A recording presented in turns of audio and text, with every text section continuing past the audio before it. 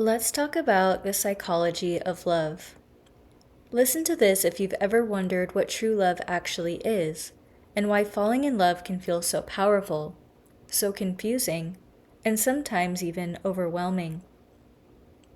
Carl Jung believed that love is one of the most profound psychological and spiritual experiences a human being can have, not because it is always easy, but because it reveals what is unconscious within us.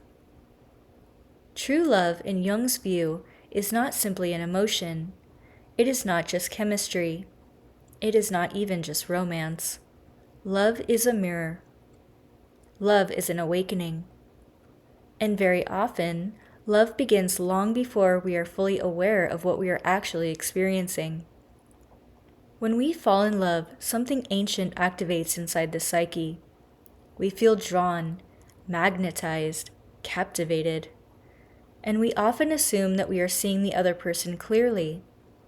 But Jung would say that in the early stages of love, we are rarely seeing the person as they truly are. We are seeing an image. This is because the beginning of love is often shaped by projection. Projection is one of Jung's most important teachings in relationships. A projection happens when we unconsciously place something from within ourselves onto someone else. We fall in love not only with the person, but with what they represent, with what they awaken, with what they symbolize inside of us. For example, a woman may meet a man who seems confident, grounded, certain, and she feels instantly safe in his presence. But what she may actually be responding to is not only him, but the part of herself that longs for stability, direction, and inner strength. She may be projecting onto him the image of the masculine that she has not yet fully integrated within herself. Or a man may meet a woman who feels radiant, nurturing, emotionally alive, and he becomes completely enchanted. But Jung would say he may be encountering not only her, but the part of his own soul that longs for tenderness, connection, and depth. The person becomes a screen onto which the psyche casts its inner longing. Jung taught that we all carry inner archetypes, deep psychological patterns that shape how we experience love. One of the most fascinating is the anima and the animus. The anima is the inner feminine image within a man's unconscious. The animus is the inner masculine image within a woman's unconscious. These are not literal gender roles, but symbolic energies, inner qualities, psychological forces that live inside every psyche. And when we fall in love, we often fall in love through these inner figures first. A woman's animus often represents her inner masculine qualities: strength, clarity, decisiveness, protection, direction, and purpose. If she has not fully developed trust in her own inner authority, she may be powerfully drawn to men who seem to embody those qualities. She may feel that through him, she will finally feel secure, chosen, guided, or complete. In this way, the man becomes more than a person. He becomes the symbol of the strength she is learning to claim within herself.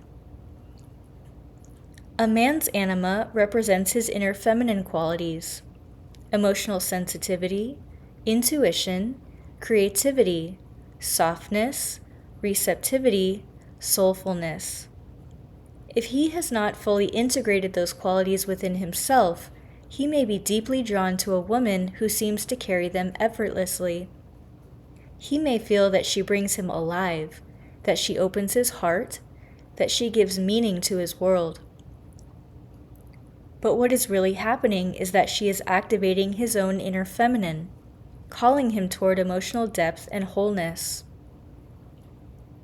This is why early love can feel so magical, even spiritual, because in a sense it is. It is the unconscious speaking.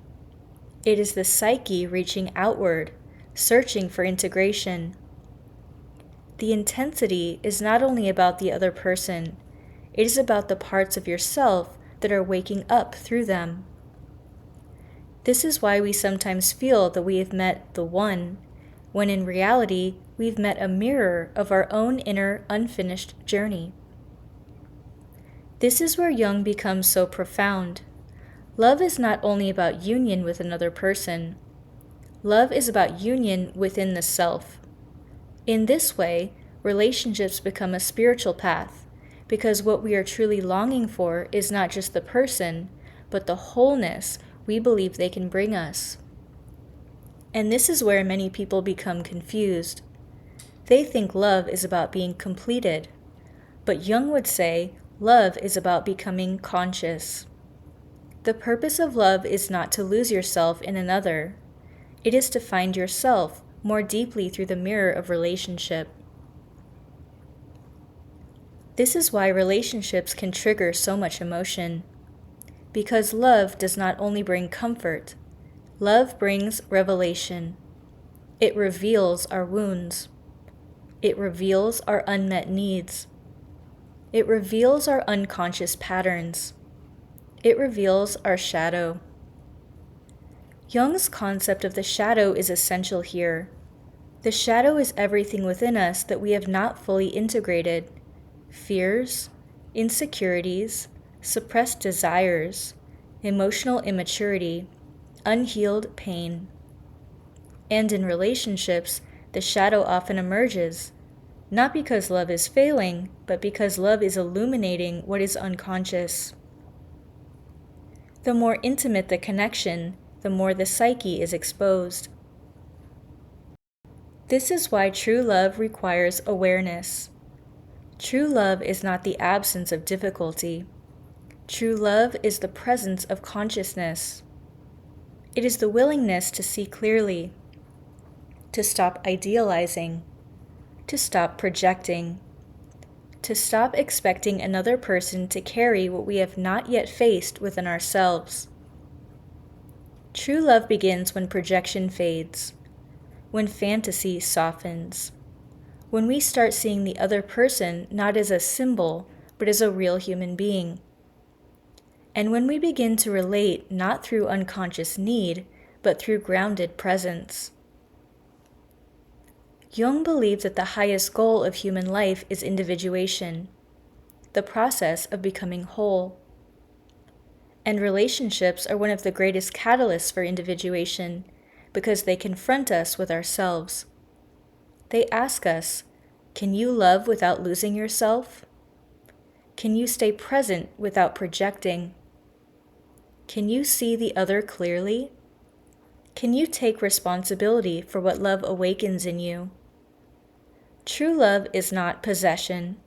It is not obsession. It is not performance. It is not fantasy. True love is the meeting of two whole people who are becoming conscious together.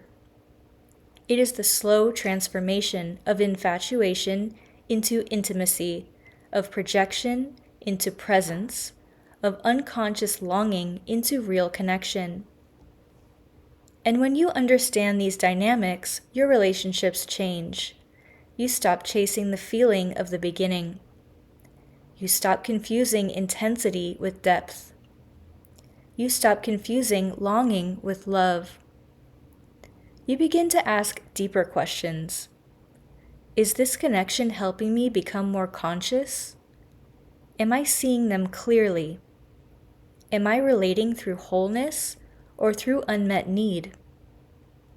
Am I loving from presence or from projection? This is the gift of Jung's teachings. They do not make love colder. They make love truer. They do not remove romance. They remove illusion. And what remains is something far more powerful, a love that is real, a love that is conscious, a love that is not a dream, but a deep awakening.